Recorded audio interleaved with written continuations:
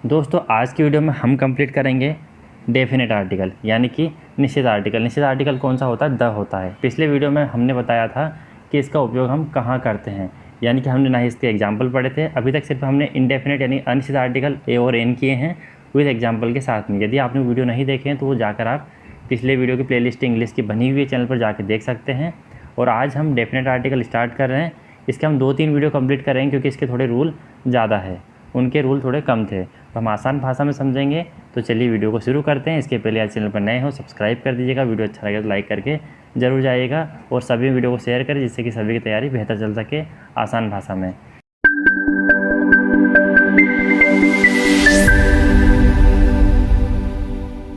जो हमारा निश्चित आर्टिकल था दूसरे नंबर का, उसमें हमने पढ़ा था डेफिनेट आर्टिकल में कि द होता है जिसको हम कभी दी पढ़ते हैं कभी द पढ़ते हैं। ये मैं पिछले वीडियो में बताया है कब इसको हम क्या बोलते हैं, ठीक है। तो यहाँ पर एक पहला नंबर का जो रूल में हमने देखा था कि इंपॉर्टेंट पॉइंट्स है कि पर्टिकुलर या वेल नोन नाउन। पर्टिकुलर या वेल नोन नाउन यानी कि ऐसा विशिष्ट संज्ञा, यानी कि जिसके बारे में सेंटेंस कुछ इस तरह से दिया हुआ हो कि उसमें उसके बारे में हमें अच्छे से पता हो कि यह जो संज्ञा जिसके बारे में बात की जा रही है उसके बारे में सेंटेंस में पूरी तरह से डिक्लेयर है, बताया हुआ है डिटेल में कि यह कौन है। यानी कि हम उसके बारे में पढ़ने पर ऐसा लगता है कि हम इसके बारे में जानते हैं, यानी कि वही लड़का जिससे हम मिले थे या यही भी है कि जो कल खो गया था, ऐसे सेंटेंस हमने बताया था एग्जाम्पल में। तो उस तरह का यानी कि संज्ञा के बारे में हम जानते हो तो उसको हम बोलते हैं पर्टिकुलर या फिर वेल नोन नाउन।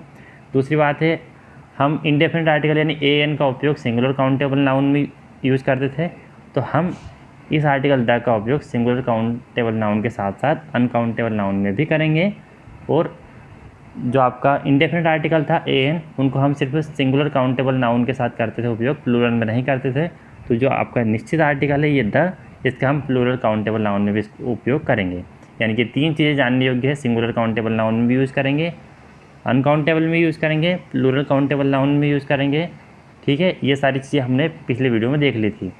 आज हम इसके रूल के साथ चलेंगे कि यदि ये सारी चीज़ें ना हो और हमें सिर्फ डायरेक्टली पुट करना हो द ए एन जो भी लगाना हो, तो हम किन चीज़ों को देखकर डायरेक्टली पुट कर दें कि यहाँ पर द आएगा यहाँ पर ए एन आएगा, तो वो हम कैसे करें। तो कुछ रूल्स है। आज के इस वीडियो में हम 4 रूल कवर करेंगे, कल की वीडियो में 4 रूल कवर करके परसों इसके हम कुछ एग्जाम्पल्स करेंगे। तो उन रूल्स के माध्यम से आप डायरेक्टली पुट कर पाएंगे ए एन दी बिना ये singular countable noun, particular noun, ये सब बिना जाने। तो चलिए वीडियो को यहाँ सब हम स्टार्ट करते हैं। ऊपर आपको पता है कि नाउन के लिए ही आर्टिकल का उपयोग किया जाता है, ये ध्यान रखना है।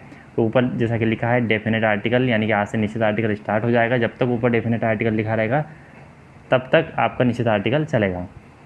रूल नंबर फर्स्ट है कंपैरेटिव डिग्री और सुपरलेटिव डिग्री। यानी कंपैरेटिव डिग्री और सुपरलेटिव डिग्री में हम द का उपयोग करेंगे।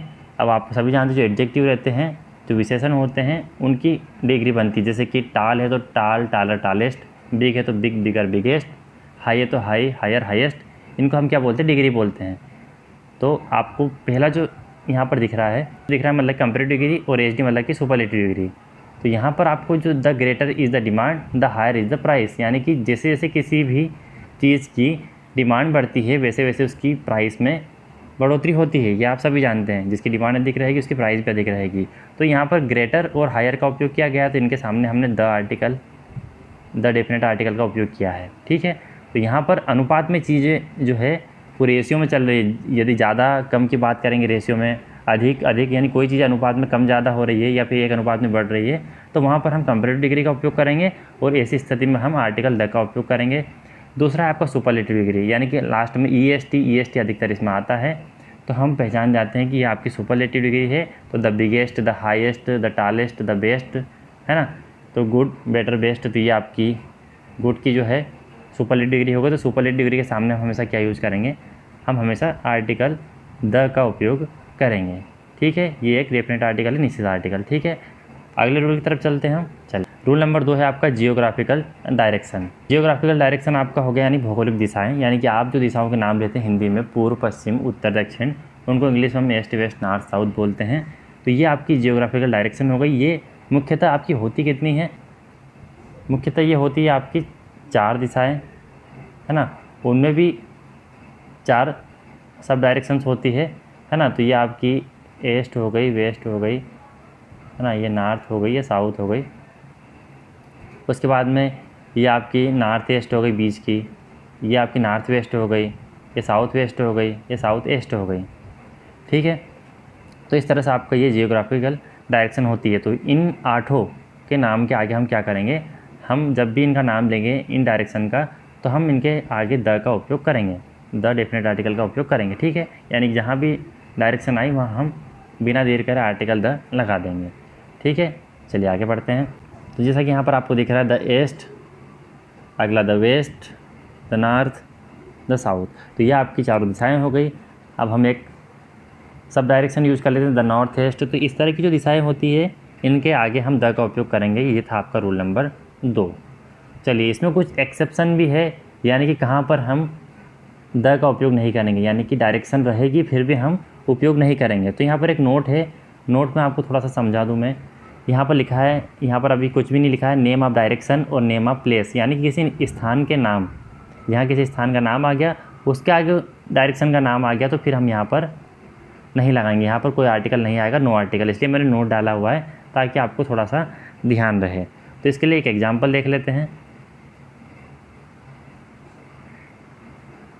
यहाँ पर आपको दिख रहा होगा वेस्ट और यहाँ पर बंगाल। तो यहाँ पर जो बंगाल है ये स्थान का नाम है, ठीक है, और ये वेस्ट ये नेम ऑफ डायरेक्शन है।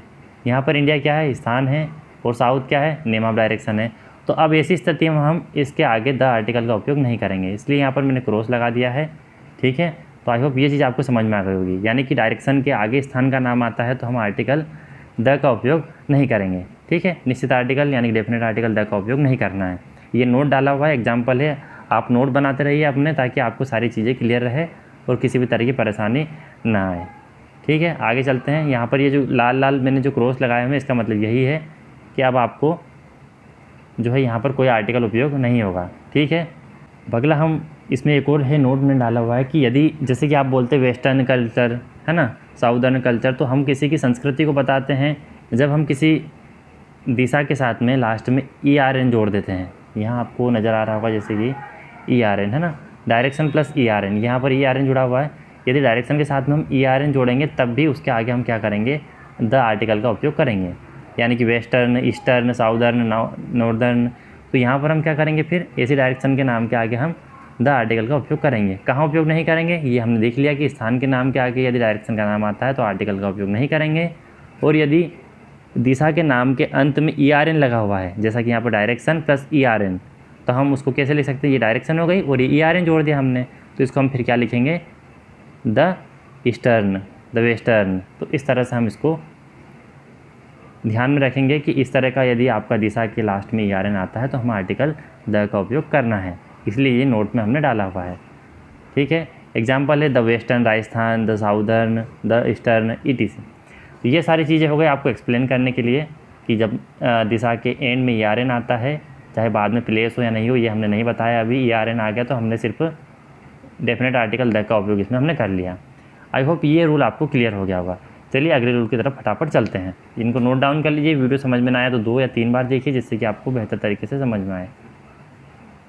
अगला है हमारा डेफिनेट आर्टिकल का रूल नंबर 3, माउंटेन रेंज, यानी पर्वतीय श्रृंखलाओं के नाम के आगे। यहाँ पर मैंने यूज़ किया है माउंटेन रेंजेस, यानी कि श्रृंखलाओं की बात की गई है, यानी कि जब बात एक पर्वत श्रृंखला की यहाँ पर बात नहीं की गई है, यानी कि बहुत सारी पर्वत श्रृंखलाओं की बात की गई है कि उस समूह के नाम के आगे हम आर्टिकल द का उपयोग करेंगे, क्योंकि हम आर्टिकल द की बात कर रहे हैं तो उसी का उपयोग करेंगे, ठीक है। यहाँ पर आपको एग्जाम्पल लिख रहा हो the Himalayas, the Andes, the Alps, the Vindhyas. तो देखिए यहाँ पर एक तो हमने ये भी कहा था कि हम प्लूरल काउंटेबल नाउन के साथ इसको यूज़ करेंगे, तो यहाँ पर आपका एस लगा हुआ है तो इससे ये बात फुलफिल हो रही है, हो रही नहीं हो रही। चलिए इसको भी अभी हम हटा देते हैं। उसके बाद में आपका हिमालय है, हम हिंदी में क्या बोलते हैं, हिमालय, और इंग्लिश में बोलते हैं हिमालयाज, है ना। तो यहाँ पर हिमालयाज का मतलब ये है कि एक ही पर्वत श्रृंखला नहीं है, हिमालय बहुत ही छोटी छोटी और बड़ी बड़ी पर्वत का एक समूह है, पर्वतों का एक समूह है, इसको हम बोलेंगे, इसलिए पर्वतीय श्रृंखलाओं का एक समूह है। तो इसके नाम के आगे हमने द लगाया है, सिंगल के सामने आपको नहीं लगाना है, यही बात ध्यान रखने योग्य है। सिंगल एक माउंटेन रेंज का नाम यदि दिया हुआ है तो उसके आगे हम द नहीं लगाएंगे। द एंडीज पर्वत श्रृंखला, ये भी बहुत सारी पर्वतों की एक श्रृंखला है। एल्प्स, ये भी। विंध्याज, ये भी, विंध्या भी एक पर्वतीय श्रृंखलाओं का एक समूह है। तो जब बात आती है चेन, यानी कि माउंटेन रेंज की एक चेन की बात आती है, तो वहाँ पर हम द डेफिनेट आर्टिकल का उपयोग करेंगे, जैसा कि हमने किया है, और साथ में ये अपने आप में एक बहुवचन भी है, ठीक है। अगला हम देखते हैं, नोट में कहाँ नहीं लगाना है, नोट का मतलब एक्सेप्शन है, कहाँ नहीं लगाना, नेम ऑफ सिंगल माउंटेन। ये मैंने बता दिया कि जब एक सिंगल माउंटेन का नाम आएगा तब आपको डेफिनेट आर्टिकल का उपयोग नहीं करना है। इसके लिए मैंने यहाँ पर क्रॉस लगा दिया है। एग्जाम्पल देख लेते हैं। Mount Everest is the highest peak in the world. या जो माउंट एवरेस्ट आप सभी जानते हैं कि सबसे ऊंची पर्वत चोटी है पूरे संसार में। तो यहाँ पर सिंगल एवरेस्ट की बात की गई है, हम यहाँ पर पर्वतीय श्रृंखला की बात करें तो उसके अंदर ही यह माउंट एवरेस्ट आता है सिंगल। तो यहाँ पर हम क्या करेंगे, ऐसी कंडीशन में हम नो आर्टिकल का उपयोग करेंगे। ठीक है, तो यहाँ पर क्या आ जाएगा, कोई आर्टिकल नहीं आएगा। तो ये एक एक्सेप्शन है, नोट डालना है, इसको आपको ध्यान रखना है।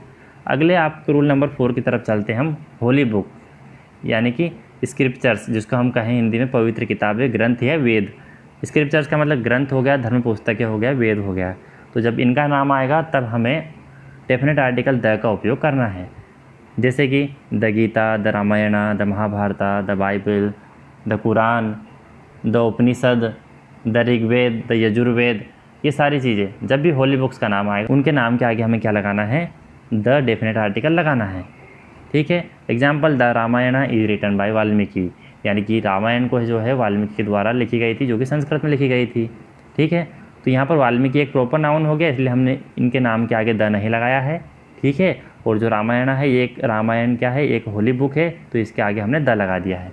आई होप ये आपको समझ में आ गया होगा।